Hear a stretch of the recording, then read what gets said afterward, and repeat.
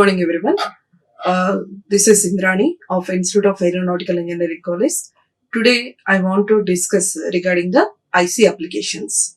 So, in that, for the IC applications, first, what is the importance of the integrated circuits? Let us see what is the what is the importance of the integrated circuits and what is the applications of the integrated circuits, and few of the basics about the operational amplifier. So first and foremost, here previously we have used so many electronic circuits, which has been designed by using the electronic components. What are the electronic components? Resistors, transistors, diodes, capacitors, inductors, like that. So many discrete components. Whatever the electronic circuit connection is there, we have done the electronic circuit connection by using the discrete components we have designed. So even in the labs also, for the analog electronics lab or electronic device and circuits lab, for the common emitter amplifier and everything, common emitter amplifier or common base or any of the rectifier applications, we have designed the corresponding circuit by using the discrete components like a diodes, transistors, resistors, capacitors, like that. So by taking the discrete components, we have done the connection. Later, we have done the wiring connection, and we have seen the what is the resultant output on the corresponding oscilloscope. So here, suppose if the circuit is less complex, then easy of the designing the circuit on the breadboard is very easiest part. But if the number of components on the circuit is increasing, when the number of components on the circuit is increasing, it is difficult to design the circuit by using the discrete components. So after the invention of the integrated circuit, integrated circuits means integrating all the components on a single substrate type of material. So after the invention of the integrated circuits, slowly even the circuit is more complex. It is very easy to design by using the integrated circuits. For example, if I am considering your common emitter amplifier experiment itself, in that common emitter amplifier, we have to take suppose if I am taking the two-stage RC coupled amplifier. For a two-stage RC coupled amplifier, I need to take two transistors, some 7 to 8 number of the resistors and 3 to 4 number of the capacitors. Like that, I need to give the connections, and so many wiring connections also I need to take it. So if I check the output, practically I won't get the output which is equal to the ideal response. Definitely here, due to the discrete components of the capacitors and the resistors, and due to the usage of the wirings and everything, we can get there is a lot of power dissipation will be occurs. And second thing is, suppose if there is any connection is not in proper manner, at that time also I can get we didn't get any reliable output. We can get some erroneous output. So here in the previous days, by using the electronic components, we have designed the corresponding applications we have used is the radios and televisions. These are the applications we have used. So later, after the invention of the integrated circuits, now the industries are their fast growth is there in the communication, instrumentation, radar, satellite.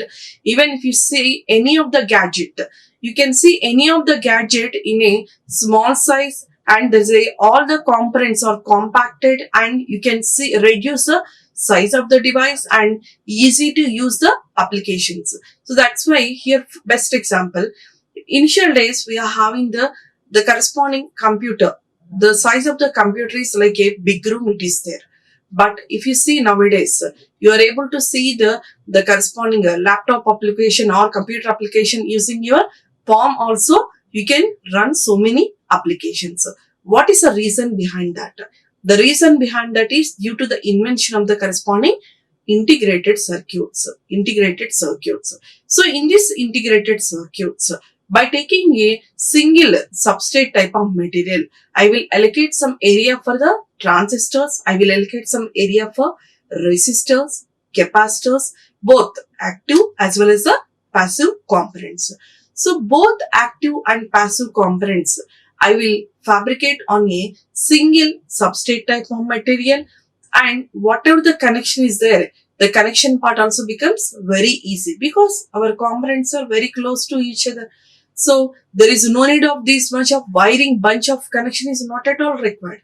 If the wiring type of connection is not required, the circuit does not offer the power dissipation. Indirectly, we are reducing the so much amount of the power dissipation we are able to reduce. So in this integrated circuits, there is a two types of integrated circuits is there. Out of the two types, the first type is the monolithic integrated circuits. Monolithic means I am fabricating the both the active and passive components on a single chip of silicon layer. On a single chip of silicon layer, I will fabricate all the active and passive components on a single chip of the silicon layer. So about this fabrication, how we need to do the fabrication of this IC and everything, in the introduction of the corresponding VLSI, how to fabricate an IC, there we can see how actually we need to fabricate the IC. But in this IC application subject, we are just seeing the brief, we are getting brief knowledge about the integrated circuits, importance and the respective op-amp circuits we are going to see. So here basic, what is the importance of the corresponding integrated circuits? Why the people are going for the integrated circuits? Why we have moved for the integrated circuits is the first and foremost application is the miniaturization. Miniaturization means you are able to design all the components on a single chip of silicon layer, and at the same time the size of the chip is also very less. So second advantage is the cost reduction due to batch processing. Cost reduction due to batch processing means, suppose if one IC is successful, then fabricating so many ICs, copies of ICs from the original IC is very easy part. It's like a Xerox type of machine itself. It's like a Xerox type of machine. So from the original copy, how we are taking some hundreds of copies like that, if one IC is successful, then we can fabricate a million number of ICs at a time. So here if we are able to fabricate millions of the ICs at a time, the cost for the fabrication of IC is said to be very less. Next, due to the IC, the corresponding reliability is increased. Why the reliability is increased? Reliability is increased is due to there is no need of any wiring connection. And second thing is, suppose if you want to do the circuit, the corresponding electronic circuit by using the discrete components, I need to do the connection of each and every component by using the soldering. Okay. So with the soldering joints, I need to do the connection. Sometimes the corresponding soldering is not in proper way, and soldering can break out. So due to that, I can get I won't get output, or I can get the erroneous output value. So this is the third advantage. We are not using there is a complete elimination of the corresponding soldering joints. So due to this one, the reliability of the corresponding system gets increased. This is the third advantage. Next thing is here improvement in the functionality performance. Improvement in the functionality performance means here every component in a small size we are fabricating, and the corresponding every joint is in perfect manner it is there. So we can get, there is a loss with respect to the IC is very less. Losses with respect to the IC is very less means we can get a functional performance will be increased without any loss. I can get exact output values. And next advantage is increasing of the operating speed. Increasing of the operating speed means here here in the ICs, the corresponding there is a absence of the parasitic capacitances. Parasitic capacitances and the normal capacitance means, parasitic capacitance means automatically without involvement of us. Means generally a capacitor means in a circuit I need to connect the capacitor, but without adding the capacitor, due to the insulating or dielectric layers between two conducting layers, I can get some parasitic type of effect, parasitic capacitance. That capacitance is completely due to if two conducting layers are separated by a dielectric layer or insulated layer, automatically it signifies a capacitance. Okay, so this type of thing is, what are the capacitance, this parasitic capacitance thing is not present in the ICs. So due to the capacitance only, the completely the correspond due to the capacitor charging and discharging time duration, because of this lag, the corresponding speed of operation of the circuit is reduced. But this parasitic type of capacitance is not present with respect to the integrated circuits. So obviously the corresponding operating speed will be increased. And next advantage is reduction in the power consumption. Yeah, obviously reduction in the power consumption means here we are not at all using any wiring type of connection, and the parasitic capacitance also not present. So because of these things, I can get lot of power dissipation. Those type of components are not there in the ICs. So obviously I can get a low power dissipation, low power consumption or low power dissipation. These are the main advantages of the corresponding integrated the ICs. So here how we are classifying the corresponding integrated circuits.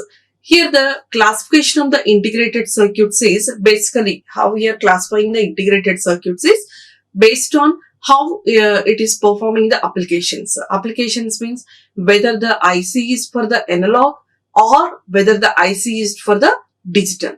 Okay, based on type of application, whether you are using the IC for analog type of application or whether you are using the IC for digital type of application. So based on that, your ICs are classified into analog and digital.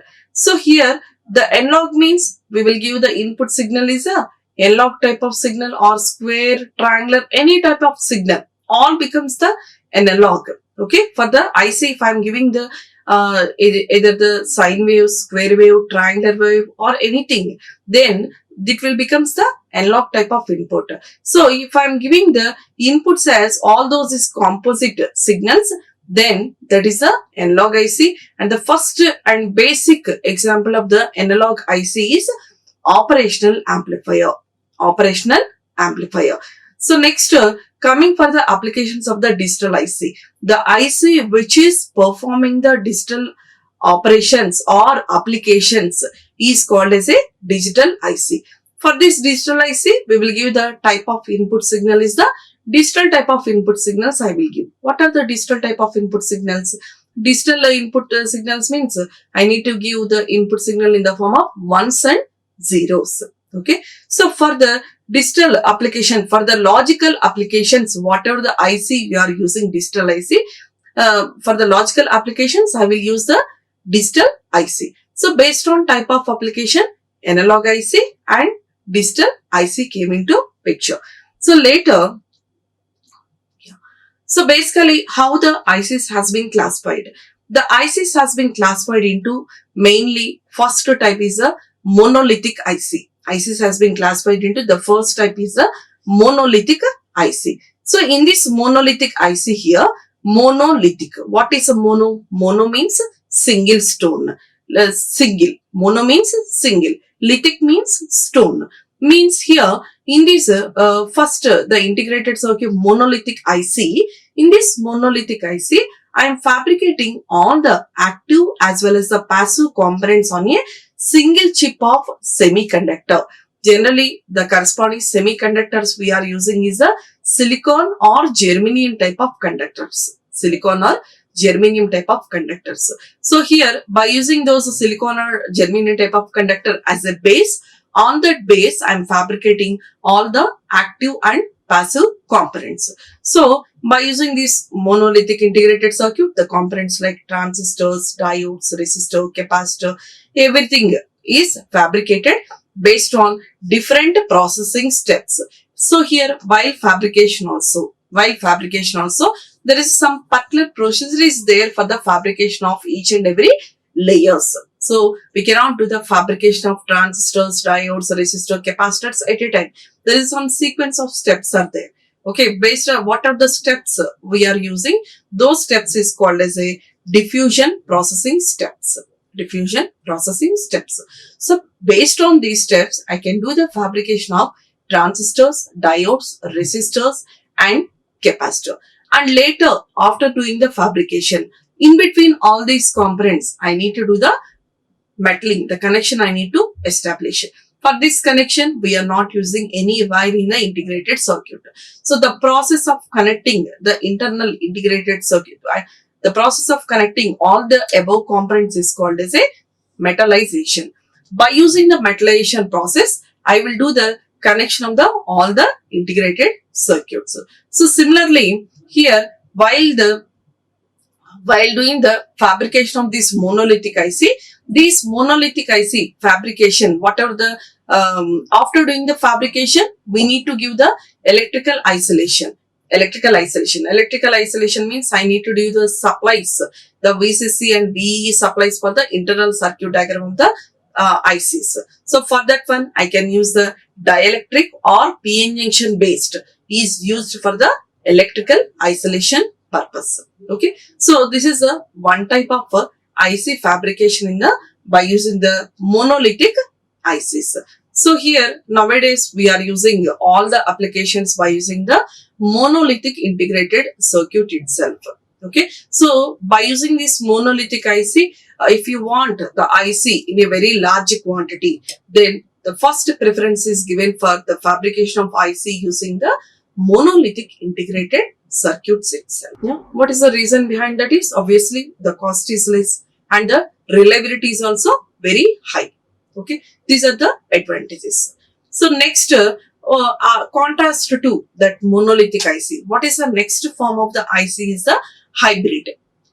The contrast to the monolithic IC is hybrid circuit IC. What is that hybrid circuit IC is here the basic substrate in this hybrid IC is here we are using the basic substrate is a ceramic type of substrate we are using.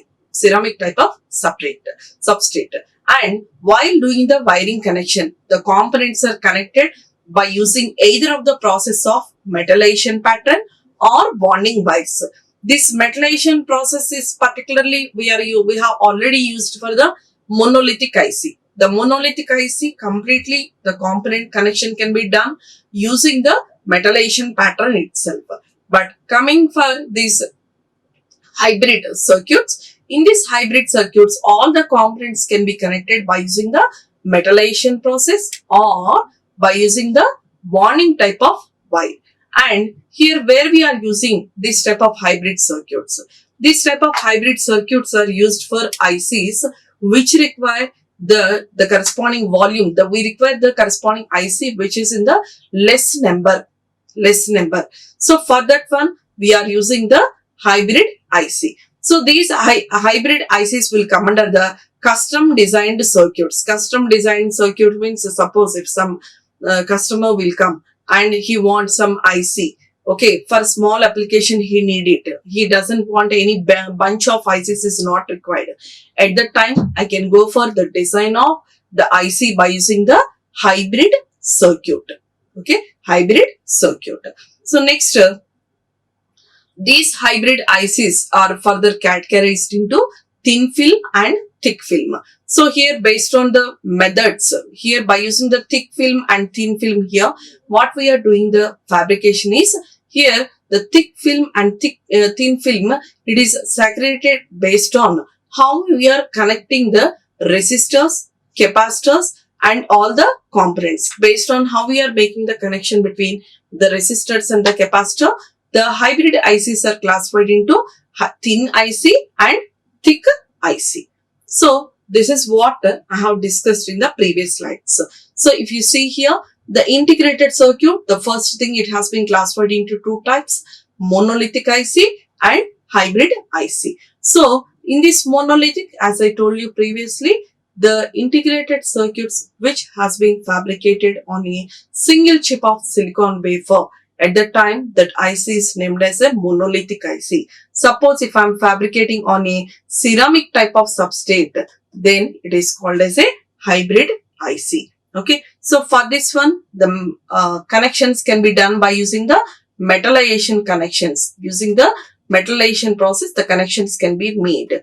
But coming for the hybrid, we are doing the connections by using the metallization as well as the bonding type of wire. Okay, bonding type of wire, right? So further, these monolithic ICs are classified into bipolar and unipolar. What is a bipolar? Bipolar means if the corresponding current is due to the both the majority as well as the minority carriers, then we can call it as a bipolar. And unipolar means if the complete current is due to either of the carriers. What are the carriers? If it is the entire current is due to either completely due to electrons or holes, at that time we are calling as a unipolar. So these monolithic ICs are classified into bipolar and unipolar. Under this bipolar, by using the p-n junction isolation or dielectric isolations, the IC can be fabricated. Under the unipolar, here MOSFET, FinFET, JFET can be fabricated by using the monolithic IC. Yeah. So this is the classification of the corresponding integrated circuit based on the fabrication. Okay. So here we are just getting the idea of what is a fabrication process. We are not going to actual processing steps here. Okay. So here, first and foremost thing, what is an integrated circuit? So here, the first integrated circuit we are seeing is the operational amplifier. Operational amplifier. The name itself, it describes operational amplifier. So it is working as an amplifier and it is doing the operations also. Okay. So operational amplifier. It is doing the amplification of the corresponding input signal. In addition to that, it is doing some certain types of the operations also. What are the operations it is performing? What are the operations it is performing means it is performing all linear all the operations, mathematical operations, yeah, to work as a amplifier, multivibrator, as a signal generator, in any form, whatever the application is required for you, entire application can be done by using a operational amplifier.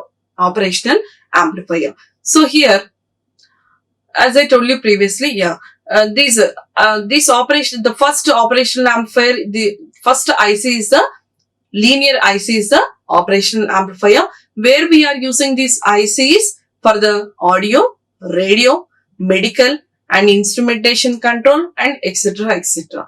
Okay, so here the first and important linear IC is the operational amplifier. So next, these operational amplifiers are named as simply op-amp. Op-amp. Okay, like this. So here, this is actually a multi-terminal device. Multi-terminal device means if you see, this is the symbol of the corresponding operational amplifier. So it is having it is like a triangle type of symbol is there. In this triangle type of symbol, it is having the negative and positive. This negative terminal is called as a, whatever the terminal is there, this is called as a inverting input. And this is known as a non-inverting input. And this is the output. So totally your operational amplifier is having the three inputs. One is the inverting input, non-inverting input. Okay. So for this inverting and non-inverting input, I can give the input is either the AC signal or DC supply. Any of the thing we can give. Generally, we will give the AC signal as the input for this op-amp. Next, it is having the single output. In addition to that, we are giving the power supply for this operational amplifier. Yeah, this is the plus VCC and minus VAE. Both are the DC power supplies. Both are the DC power supplies. So how many inputs we are giving here? Two inputs, inverting, non-inverting. Why we are calling that one as inverting and non-inverting, I will tell in the coming class, in the next. So, and it is the inverting and non-inverting input is either the AC input or DC input. And completely we are giving the DC supplies, VCC plus VCC and minus VE for operating the corresponding operational amplifier, this IC. And the output is present. So here next, so here the negative terminal is called as a inverting input terminal. Inverting input terminal. Best how to remind, this is the inverting, negative is inverting. Why? Just we are giving the naming as a inverting input and non-inverting input means no. There is some significance is there for the operational amplifier. Suppose if I give some AC signal for the inverting input terminal, if I give the AC signal for the inverting terminal of the operational amplifier, suppose if I am taking the negative and positive, okay, just imagine that I am giving the AC input for the inverting terminal of op amp and non-inverting terminal is short circuited to ground. At the time, I will observe the output of this operational amplifier is like this. Yeah, like this I will get. So here, if you observe how you are getting the output here, I am getting the output is like this. Okay, so means here, if I am giving the input signal for the inverting terminal of op amp, I am getting the output is out of phase with the input signal. So here this terminal is inverting the corresponding input and it is transferring towards the output side. At the output side of op amp, I am getting the out of phase signal. I am getting like this. Okay, so that's why we are calling this one as a inverting input terminal. This input terminal, if I am giving the input for this input terminal, it is inverting. At the output side, I am getting the inversion of the corresponding input. Okay, so that's why it is named as the inverting terminal. And non-inverting terminal. Non-inverting terminal means, suppose if I am giving for the positive terminal of op amp, if I am giving the input signal and negative terminal is short circuited to ground, at that time I can get that output signal will be of the form like this. Okay, so if we see here, I have given the input for positive terminal of op amp and negative terminal is short circuited to ground. At the time I will get output is in phase with the input signal. Output is in phase with the input signal. So based on that, it is doing the non-inverting operation. Here, if I am giving the input for the positive sign, I am getting the output is non-inverting. Previous inverting we have told, and now that is the opposite to that is non-inverting. Okay, so this is about the terminals. This is a significance why we are calling this one as the inverting and non-inverting terminal of the op amp. So here generally this op amp will be available in a single, dual or quad packages. Okay, so there is so many packages. The ICs will be available in the form of single, dual or quad op amps. So generally these op amps are named as, the first and foremost op amp we will learn in this subject is MU-A741.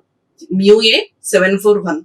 What is this MU-A? I will tell in the next slide, right? So this MU-A741 op amp, there is a single IC op amp which is available in 8-pin CAN, 8-pin dual inline package or 10-pin flat package or 14-pin dual inline package.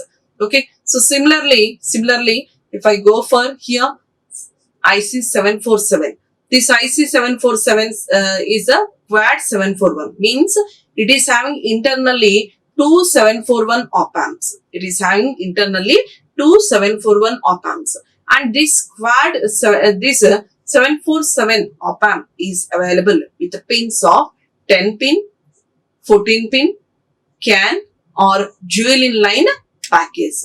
DIP means a dual inline package. So yeah, these are the various packages that are available with respect to operational amplifier. What are the various packages here? The first thing is a 8-pin dual inline package, 10-pin flat package, 8-pin metal can package and 14-pin dual inline package. If you see the first thing, then you can understand about remaining things. So the first thing here, if you observe the IC, in the IC there is some symbol type of thing, some dot will be present in the IC. So wherever the curve is present, from the left side direction 1, 2, 3, 4, 5, 6, 7, 8. Like this, we need to count the pin numbers. Okay. So after counting the pin numbers, what is the significance of each and every pin is? Here, the significance of the first pin is, this is the offset null pin. Second pin is inverting pin. Third pin is non-inverting input pin. Fourth pin is negative supply. And fifth pin is offset null pin. Sixth pin is output pin. Seventh pin is V positive, means non-inverting input. Eighth pin is no connection. Okay, no connection. So here it is having the totally 8 ICs, 8 pins are there for the IC. Out of that, as we know here, these two are the inverting and non-inverting terminals of the op-amp. Next, here, these two are DC power supplies we are giving for the op-amp. And this is having the single output. So, about these offset nulls, while we are describing about the corresponding DC characteristics of op-amp, there I will tell what is the significance of these offset null pins. Similarly, if I take the 10 pin flat package, it is having the 10 number of pins. Okay, offset nulls, next inverting, non-inverting, V minus, V plus, output pin, offset nulls, and there is a no connection. Okay, like that it is there. So this is for the 8 pin metal can package, and this is for 14 pin dual in line package. Okay. After the invention of the IC, here the first application that has been run by using the ICs, first thing is the ICs, the integrated circuits for the integrated circuits which are working as a resistors, diodes and BJTs. Okay, by using these things here, we have run the application of the IC. The first IC is the corresponding flip-flops. So by using the these IC of around less than 100 number of components, the first IC that has been fabricated is flip-flops. Next, this is here the classification of IC based on how many number of components are there in the IC. Okay, how many number of components are there in IC here? These ICs has been classified into small scale integrated, medium scale integrated, large scale integrated, very large scale integrated, and ultra large scale integrated circuit. So if you see here, for the medium scale integrated, it is having all the active devices here is 100 to 1000 number of components are there. Okay, so here based on this, what are the basic components we have used for running the applications is BJTs, enhanced MOSFETs. Later coming for the large scale integrated circuits. In this large scale integrated circuit, the components we have used is the MOSFETs is the components we have used. By using this one, we have done the so many applications as a RAM, the memory design, ROM, right? Next, SRAM, like that. All the memory operations can be designed by using the 1000 to 10,000 number of the active components. Next, VLSI. In this VLSI, we are using the components more than the 1 lakh components we are using. And by using these 1 lakh components, the IC, the circuits that has been manufactured is 8-bit or 16-bit microprocessors. Later, over a 1 million active devices we have fabricated is a Pentium microprocessors. Like this, here based on how many number of components we are using in that IC. This is the classification of IC: small scale integrated, medium scale integrated, large scale integrated, very large scale integrated, and ultra large scale integrated circuits. So here generally the linear ICs can be manufactured by various companies. So each and every manufacturer will allocate some name. That is a Fairchild they will give the IC name starting with MUA and MUAF. National Semiconductors, they will start the IC name with LM, LH, LF, TBA, like this. Next, Motorola, those companies will give the naming of the ICs MC and MFC. And RCA, they will give the IC naming is CACD. Like that, whoever the manufacturers involved in the fabrication of the linear ICs, they will give their respective company names like that. So, As I told you previously we have seen the previously we have seen the mu A 741. What are this mu A is there? This mu A is here, this IC has been manufactured by the Fairchild. Similarly, if 741 is manufactured by National Semiconductor, they will give LM741. By Motorola, MC1741. Next, RCA CA3741. Texas Instrument, SN, like this. For each and every respective IC of 741, they will give their company names like this. Yeah. So here under this 741 IC also, under this 741 IC also, the IC is having the military graded op amp is there, commercially graded op amp is there, that can be represented by 741A. So improved version of 741 is 741A. Improved version of 74C is 741E. Wherever there is an improvement is going on, then automatically the IC numbering they will change. Right? So for the military graded applications, for the high slew rate applications, they will use the ICs 741S.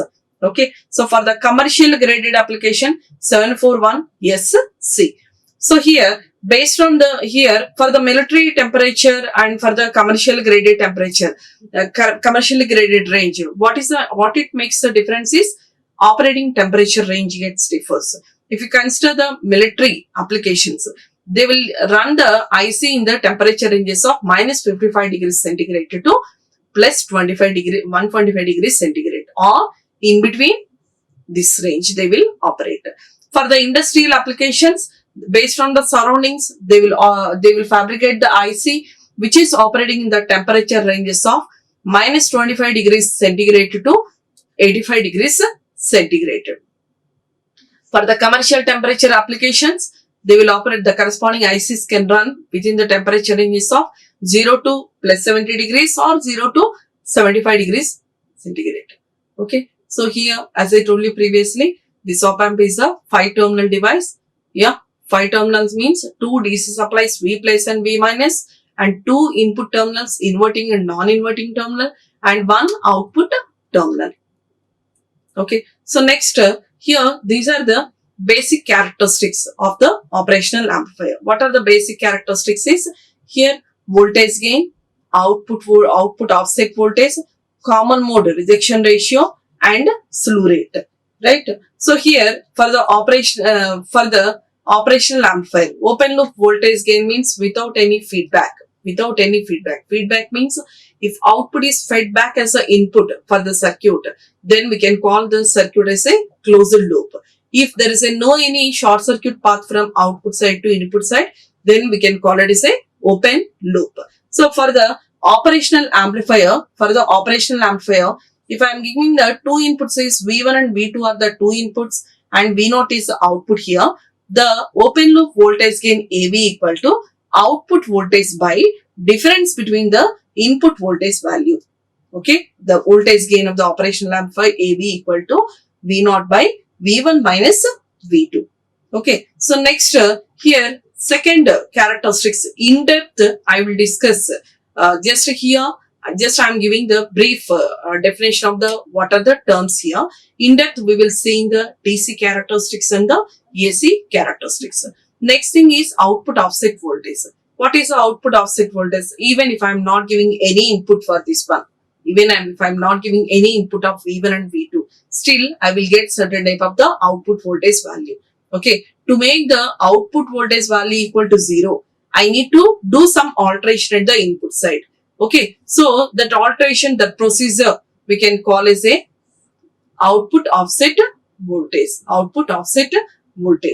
Okay, so next to common mode rejection ratio. This is another characteristics. Common mode rejection ratio means, suppose if you are using the operational amplifier in the closed loop configuration, at that time I need to find what is the differential gain and what is the common mode gain. So based on that, we need to see the characteristics of the CMRR, common mode rejection ratio. Okay, common mode rejection ratio. This common mode rejection ratio, as a definition I am telling here, the common mode rejection ratio, it is the ratio of the differential gain to the common mode gain, AD to AC. In depth we will see later. Next thing is slew rate. What is the slew rate is here generally if I am giving the input drastically immediately I won't get the corresponding concerned output. There is certain amount of delay is there in the output. So whatever the delay in the output with respect to time period, that is called as a slew rate. Whatever the delay is there with respect to delay is there in the output with respect to time, that is called as a slew rate. So generally the slew rate is represented with the units of volt per microsecond. Okay, whatever the delay is there, the delay slew rate equal to max of dv naught by dt. Max of dv naught by dt. So here, these are the ideal characteristics of the op-amp. The characteristics of op-amp is it is having the infinite input impedance, output impedance value equal to 0, infinite voltage gain is there. Next, the corresponding differential input voltage value. The difference between these input voltage value equal to 0 volts. At that time, I will get for the ideal op-amp, if the difference in the potential value equal to 0, I will get output voltage value is also 0. Next, I am having the bandwidth is infinity. Bandwidth is infinity means here for all the set of ranges of frequencies, the corresponding gain of the circuit is constant. Okay, so here gain of the circuit is constant for ideal operational amplifier. Next, it is having the common mode rejection ratio is infinity. Common mode rejection ratio is infinity means suppose if I am giving the common input signal for both the inverting and non-inverting 2 volts as the input if I am giving, then I will get in the ideal op-amp I need to get the corresponding output voltage value equal to 0, right? Output voltage value equal to 0 means it is rejecting the common type of signals at the input side. What is the advantage of this one is if there is any noise is present at the input side, that noise can be cancelled out by using the operational amplifier. Without any noisy, I can get the output response. Okay, so for that one, the CMRR, common mode rejection ratio, should be infinite. Any common type of signal is there, it should be cancelled out by using the operational amplifier.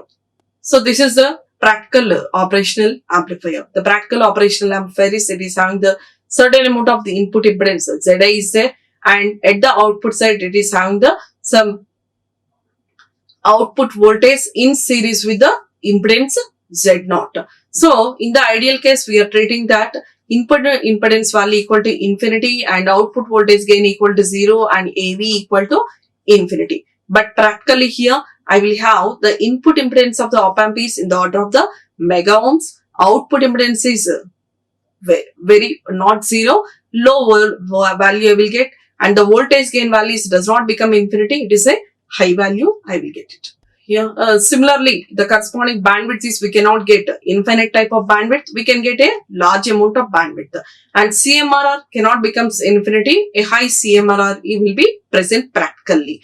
Next, slew rate value is also high slew rate I can get. High slew rate I can get means the delay part is somewhat less. In the ideal case I should not get any delay, practically I can get some amount of the delay in the output waveform. Okay, so that slew rate is high value for the practical operational amplifier. Yeah. So these are the various power supplies we are giving. Okay. For this plus VCC and minus VEE, the possibility of giving the power supplies by taking two different power supplies like this I can give. This is a one possibility. Positive one is given for plus VCC and a negative one is given for minus VEE, and you can treat that by taking the dual regulated power supply, right? Dual regulated power supply by giving the two power supplies here. By taking two channel 1 and channel 2, positive I will give for plus VCC and negative is given to ground. Again positive is given for ground and negative is given to plus VCC. Similarly, yeah, this is the one way of giving the power supply connections. Okay. Similarly, this is the one way. About these things I will discuss in the next coming class. Yeah, this is the one way of giving the power supply connection by using the Zener diode. By taking the ordinary diode into consideration, by taking a single power supply, I will divide the power supply into plus Vs by 2 and minus Vs by 2. Okay, without using the two power supplies, I will use a single power supply. Using the single power supply, we can give the plus VCC and minus VE for the operational amplifier. This is basically the internal block diagram of the op-amp. It is having the input stage. The input stage is the dual input balanced output, and second stage is dual input unbalanced output, and third stage is level shifting stage, and fourth stage is output stage. Here what is this thing is, this is nothing but your internal diagram of the operational amplifier. What are the triangular symbol is there? The triangular symbol is having the internal diagram of this op-amp is input stage, intermediate stage, level shifter, and the output stage. The first two stages are to give the gain for the amplifier circuit. Gain for the amplifier circuit. And here, because of the first two stages, the corresponding DC level gets shifts. So, to make the DC level shifting to proper manner here, I am taking the level shifting stage. Later, the output stage is a complementary symmetry push-pull amplifier will be considered. Complementary symmetry push-pull amplifier is, it will give the more amount of current for the corresponding load. Okay, so for example, if I am giving for this circuit externally, if I am connecting some capacitor and some resistive type of component, okay, so what is the load here? Load means whatever the circuit is there, it has to give sufficient amount of current for these components which are connected at the output side. If the current is coming from the circuit is in proper manner, the next coming circuits also work properly. So, to give the high amount of current here at the output stage of op-amp, we are using the complementary symmetry push-pull amplifier circuits. Okay, so about the internal block diagram, each and every step here, I will give in the briefly in the next coming classes. Just I have given a brief review about the IC, what is the importance of IC, classification of IC, yeah, next who are the manufacturers involved in the corresponding IC. So about the characteristics of the operational amplifier and about the corresponding internal block diagram of operational amplifier, about the DC and AC characteristics, the next coming classes we can discuss. Thank you. Like, share and subscribe. Hit the bell icon for more updates.